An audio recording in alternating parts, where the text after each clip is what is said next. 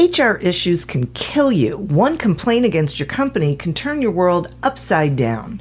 And you spend way too much time dealing with HR when you should be spending your time on making a profit. You should talk to Bambee. With Bambee, get access to your own dedicated US-based HR manager starting at just $99 per month. They get to know you and your business while providing HR expertise and the personal touch you need and want. They're available by phone, email, and real-time chat, so onboarding and terminations run smoothly. Team members reach peak performance, and your business stays compliant with changing HR regulations.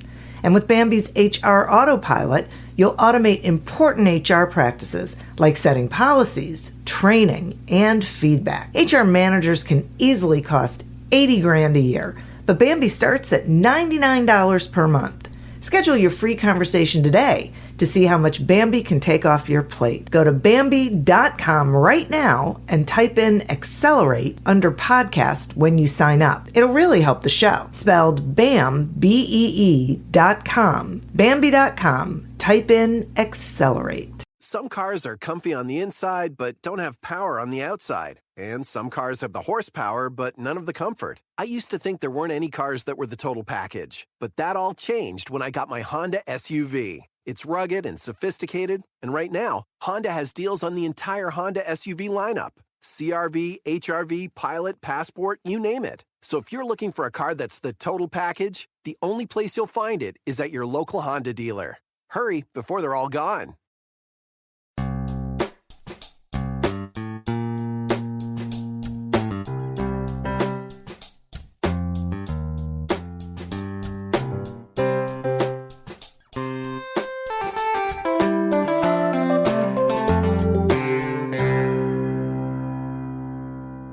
Welcome to Accelerate Your Business Growth with your host, Diane Helbig. Diane is a leading small business development and leadership coach, author, and speaker who is passionate about sharing valuable ideas, tips, and techniques with business professionals worldwide. Diane brings you the world's experts and gurus in all things business, whether it's sales, structure, social media, planning, or plateauing. Guests bring their expertise and energy to each episode. When growing your business is your focus, Accelerate Your Business Growth is the show to listen to. Got a topic or guest suggestion? Let Diane know. The goal is to make sure you have the information you need to move your business forward. Thanks for joining us. Settle in and enjoy. Hi, everybody. Thanks so much for joining me. Today's podcast is sponsored by audible.com. We are offering you a free trial, and you can go to audibletrial.com/businessgrowth to not only explore all the audiobooks, but also all the other audio content that is available to you there. Every year, the Accelerate Your Business Growth podcast is recognized as a great resource for small business owners, sales professionals, business leaders of all sorts. And I'm thrilled that that is the case. We continue to find ourselves on lists of the best podcasts to listen to. And that's because of the guests. These are people who have expertise in particular areas of business. And they join me for a conversation where they share that expertise with all of you. Today is no different. Today, my guest is Laura Rees. Laura teaches entrepreneurs and small businesses how to use their brand as a powerful sales tool and as a way to accelerate the sales cycle. Over the past 20 years, she's worked as a brand strategist, copywriter, and creative director, supporting some of the world's most recognizable brands, some of the world's smallest companies, and lots of organizations in between. Thanks so much for joining me today, Laura. Thank you, Diane. I'm so glad to be here. I'm thrilled to have you here. We're going to be talking about using your brand as a sales tool. And so I think I'd like to start with asking you to define what a brand is. Well, I hear a lot of people say, well, we have a logo, so we're good as far as branding.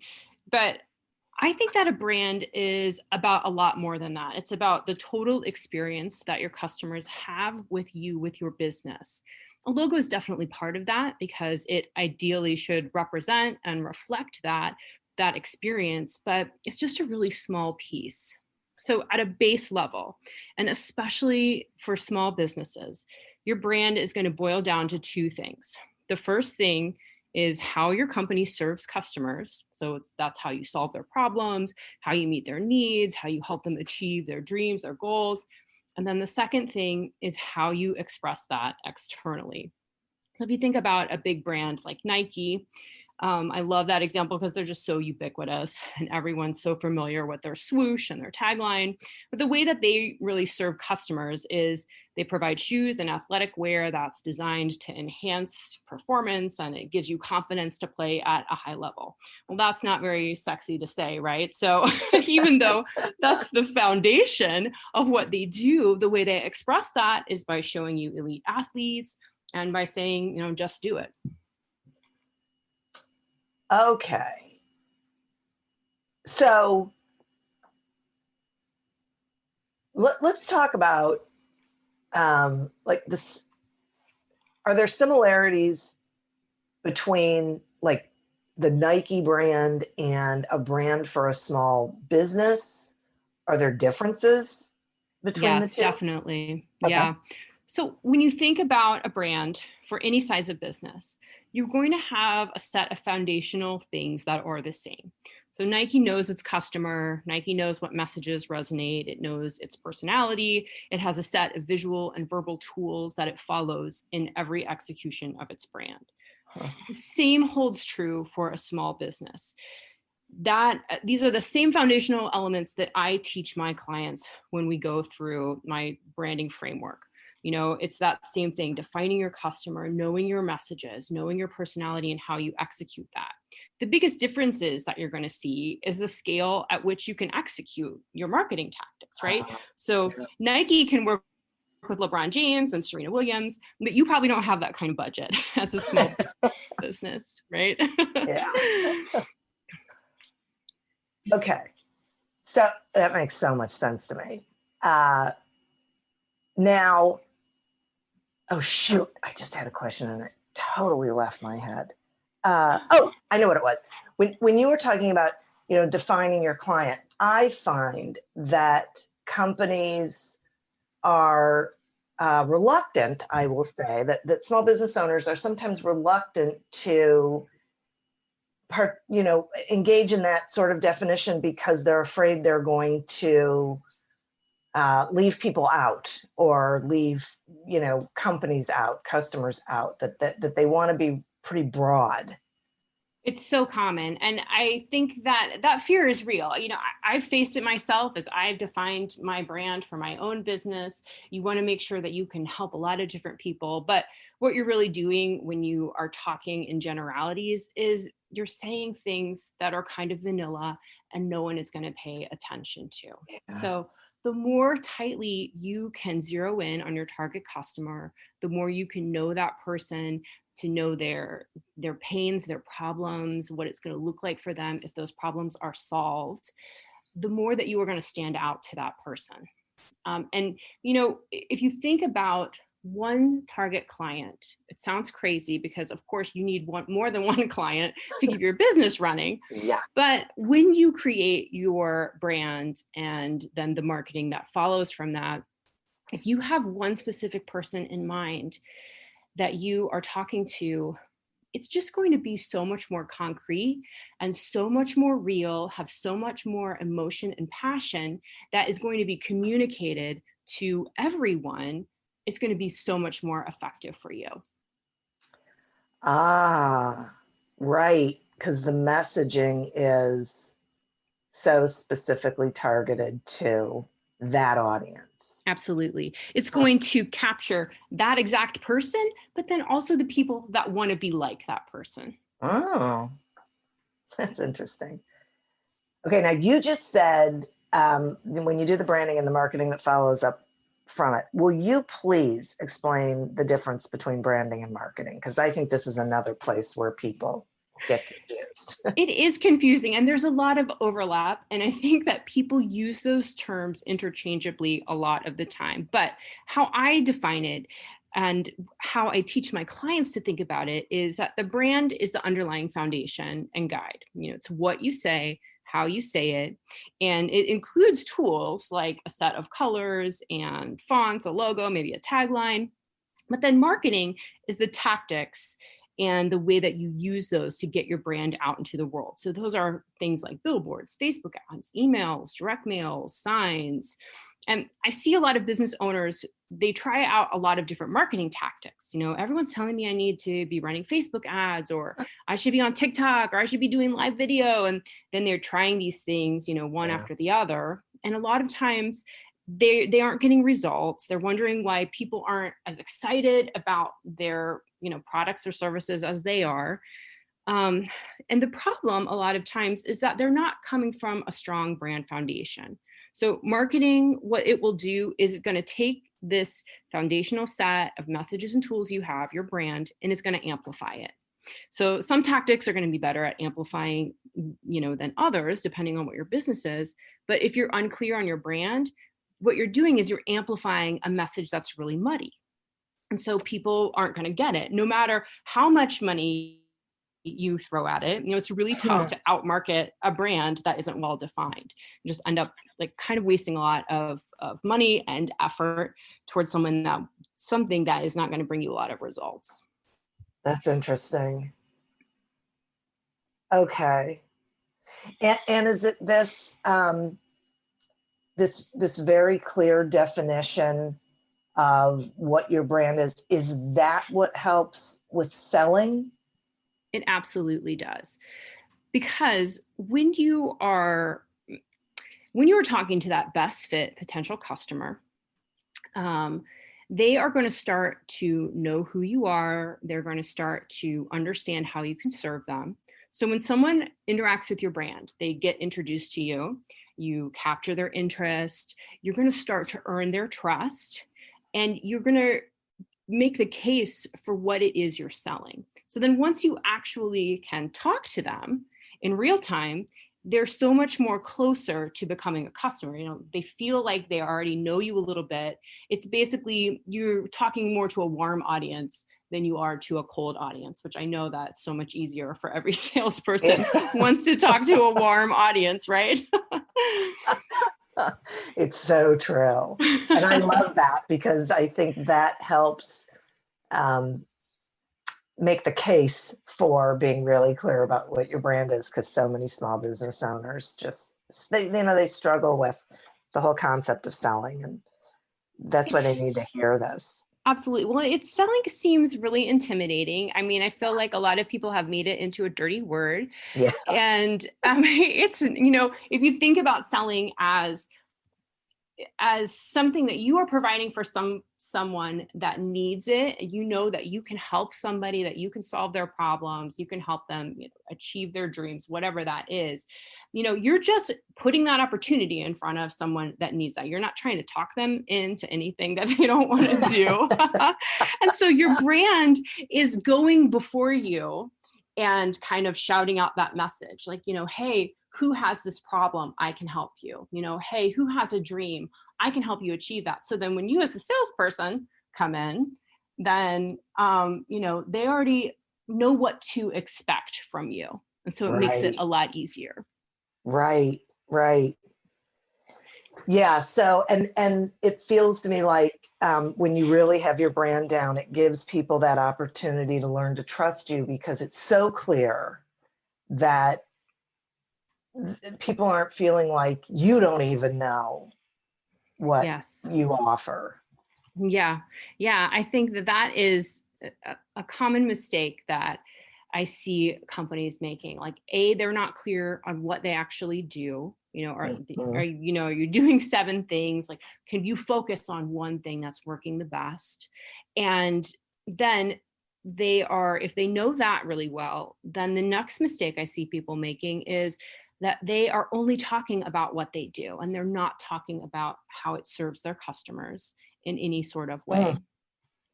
And then from there, if you are clear on what you do, you're clear on how it serves people, then the next thing you need to do is just to make sure that you're being very consistent. Your brand should be consistent to the point that it feels redundant to you. You know, your potential customers, they're being marketed to everywhere. You know, when you're on Facebook, when you're driving downtown, when you're walking through the grocery store, people are marketing to you all the time nowadays. So even if it seems repetitive to you, your brand messaging, because you're the one saying it all the time, it's just memorable to your potential customer, right? Because they are sorting it out from the hundreds of other messages that they are receiving every single day. So clarity, and talking about benefits, and then consistency. Those are three big mistakes that people make that are pretty easy to fix. I'm so glad that you just said that. It's so funny. I was just thinking the other day that I feel like I repeat my message too often, and then I have to remind myself that not everybody's seeing it every single time it's Right. there, right? Not everyone is in your head all day, right? Exactly. And they're not necessarily remembering that they, because you think, oh my gosh, people are going to go, seriously, Diane, could you just move on? Could you just, but that's really not the case. I'm really glad that you said that. I think a lot of people end up falling into that trap. Definitely. And especially when, someone like yourself that has a personal brand, as well as maybe a bigger business brand, what you say repeatedly is what you become known for. You're planting those seeds in people's heads. And so if that's the thing that you want to become known for, then yes, say it all the time. Yay. Okay, guys. You're going to be hearing this all the time. It's all good. I feel liberated. I'm going to take a quick sponsor break, and then I have some more questions for you. Mm-hmm. The Accelerate Your Business Growth podcast is happy to be sponsored by audible.com. And while I am sure you are hopefully aware that audible.com has thousands of audiobook titles that you can choose from in all different genres, you might not know about all the other content. There's Audible Originals, which really, explains you can only get them on Audible. They have podcasts, guided meditations, news, and it is so easy to get all of that content. It's all in one place. So I know for me, what I love about it is being able to go from one thing to another all on the same platform and across devices. So I think you're going to be really amazed as well. So we're offering you a free trial. Go to audibletrial.com/businessgrowth. Sign up for that trial, and you know what? Check it out. Go exploring. See what's there. I think you're going to be really amazed. Today, we are speaking with Laura Rees about how to use your brand as a sales tool. So let's talk about strategies. Here's what I'm curious about. I'm curious about strategies that big brands use that could apply to small business or, small companies as well. Mm-hmm. A lot of it is what we already talked about, having that clarity, that consistency. But I would also say just take a look at brands. I mean, I think a lot of people have a brand that's their favorite brand. So look at brands that you love and then ask yourself, why do you love that? What are they doing? And then how can I think about that in the ways that I can apply that to my own business? So for example, my favorite brand of all time, it's Zumba Fitness. Are you familiar with Zumba, Diane? Sure. So for those of you that don't know, it's a Latin-inspired dance fitness, like it's a group class. And I would say that it's totally for moms, but that's okay. I'm 100% fall into that category. But the original tagline that they used was ditch the workout, join the party. And that just sums up everything that I want in an exercise plan. I want it to be fun. No doubt. I want it to not feel like working out. And it's kind of unapologetically cheesy. And I love that. And because that is reflective of a lot of my own personality. So when I'm thinking about my own branding and what I do to put myself out there on social media, I take actually a lot of inspiration from Zumba because I want things to be fun. And I tell people specifically that I want to work with smart, fun business owners, because I feel like this is work that shouldn't feel like work. Branding and marketing, this is fun stuff. And I want clients to really enjoy the work that we do. And so you'll not only see me bringing that into my client experience, but if you follow me on my Instagram or even a little bit on LinkedIn, even though that's a little bit more buttoned up, but I'm going to be acting a little bit goofy and a little bit silly and just having fun with things, because that's how I want people to think of me, and the experience that they would have when we work together. Got it. I think that is great advice. And you know what? Another thing to think about is anytime that something inspires you to act. So if you see an ad when you're scrolling through Facebook or Instagram and it makes you stop, it makes you click through, I want you to stop and consider what it is that caught your attention about that. What's making you take the next step? And then, how it is, great artists steal, well, great marketers do the same thing. How can you steal that strategy and align it to your own brand? What could work about that you can use for yourself? That's a great idea. That's a great idea. I'm going to have to pay a lot of attention to that. Yeah. But once you start really examining your own behavior, you'll start to see some patterns about, what are the things that are making you stop. And you'll also see that a lot of brands are going to align with your own personal values and feelings, just like me and Zumba.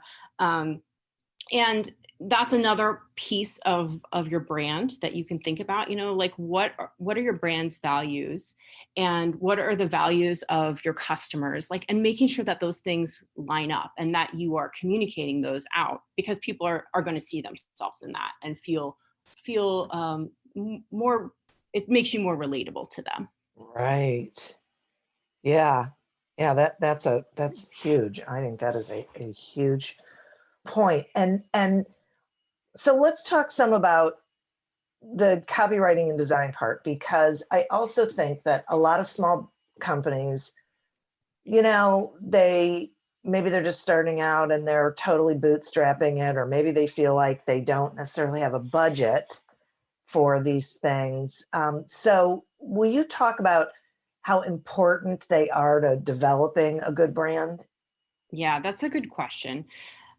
The most important thing to your brand is that you have defined what you do, what your customers' needs, wants, and problems are, and that you have a way to communicate that to potential customers.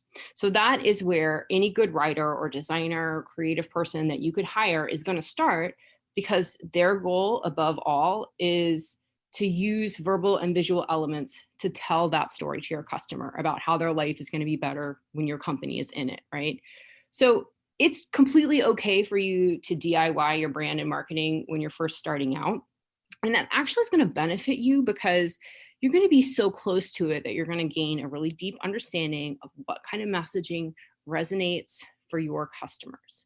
And honestly, right now, this time in history is the best time ever for you to be DIYing your own brand and marketing, because it's becoming so much more accepted.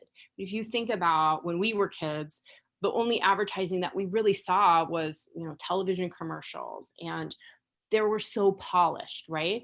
Yeah. You didn't have people filming themselves in their car, and then posting that to Instagram. But now you do. And you'll even see big brands using, user-generated content. You'll see, brands like Victoria's Secret, who used to only portray like size 0 models. Now they're starting to use people with real bodies. There's so much more, you know what I mean? Things are getting so much more genuine. Yeah. And so it's okay for you to be out there with marketing and branding that's just a little bit unpolished. And you have to embrace the stage of business that you're in. Now, that being said, as you grow and as your value proposition is getting more clearly defined, it does make sense for you to hire professionals to take a look at your brand, maybe to take some of that marketing execution off your plate. Because across your business, things are going to get more sophisticated as you grow, right? And you're going to stop doing everything yourself, hopefully. And your branding and your marketing is no different. So, when I work with clients inside my known brand coaching program, I walk them through creating a brand and a custom marketing plan so that they can execute it themselves. But the ultimate goal is for that effort to help them grow their business to a place where they can outsource that if they want to. And at that point, they'll also be savvy enough about brand and marketing and what's working for them that they'll be able to hire the right professionals. So all that to say, your brand and marketing sophistication can increase and grow as your business grows. So I got to tell you, the thing I think I love most about what you just said is that then the business owner will be able to hire the right person or company, because I think that is also something that is really uncomfortable for business owners, because they don't know enough about the industry really, or even potentially their customers and their company, that it's really hard to find the right fit and hire the person who's really going to be able to get them to brand. Yeah, absolutely. And I mean, that's where it helps to have an understanding of your own brand and kind of what has been working for you in the past. But if you're at a stage where you want to hire out copywriting, design, branding, I would first make sure that you understand what your goals are for that. Like do you want to get more leads? Do you want to, get more people into your brick and mortar store? What are those end goals that you want to achieve? But then as you're evaluating people, I would make sure that they're coming from a strategic place. They're not a designer that's just making things look nice. Like they are making strategic decisions based on the goals that you have given them, right? And based on the brand that you've built. So they should be asking you questions like, who is your customer? How do you serve them? What are your values? What is your mission? A good writer, a good designer, they will take all of that into account because that informs the messaging and the design that they will put out. It should sound awesome. It should look great, but it should be rolling up to this bigger goal that you have of reflecting your brand to the right customers. Got it. Okay. That is great. Okay. So you talked about Zumba. Are there other examples of brands that you think people can look, and you talked about Nike. But are there other examples of brands you think people can look to?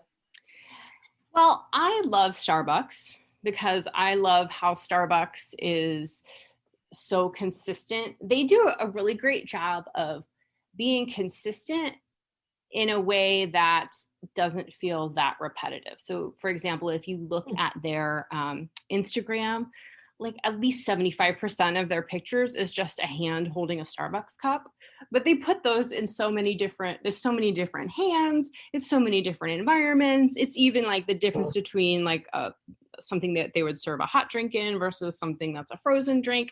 So they're a really good example of how you can be consistent without doing the exact same thing every single time.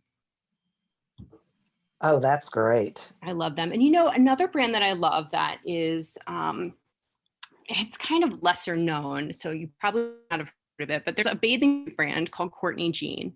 And it is, you can really great job on Instagram, but their website is really great too. What I love about them is that it's so clear. They just use real people to model their swimsuits. And I mean, really real people, not like the hand selected, size 10 that's still a knockout, gorgeous like Victoria's Secret does. Like me or you standing, giving through. That's what Courtney Jean does. And they make it still look so fun. And it feels so accessible to that person. They are marketing to, if I had to put a guess on it, I would say they're marketing to someone that's like a young mother. or a mother with young children, I should say. So somebody that just maybe had a baby, and you know how it goes after you have a kid, your body is the way it used to be.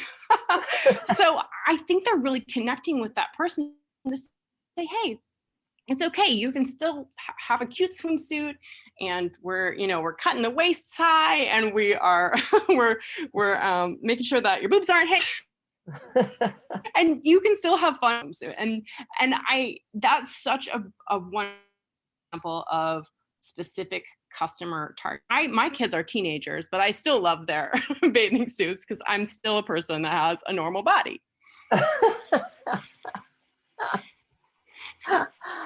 That's so great. And it does seem that more and more brands are going with regular people to connect to regular people. Absolutely. Yeah.